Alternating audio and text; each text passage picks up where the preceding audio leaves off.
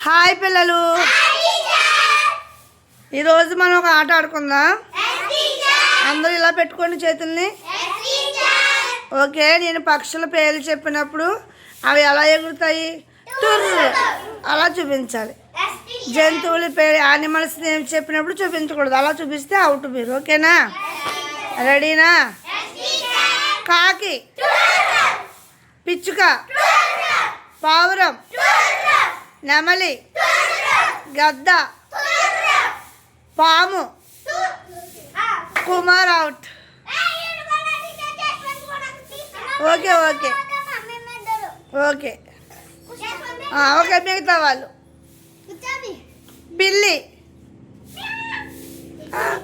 జోషిత, కుసుమ out. Okay, పావురం, పిచ్చుక, చిలుక, కాకి, ఎలుక, జశ్వంత్, ఇలాంటివి. దీక్షిత అవుట్.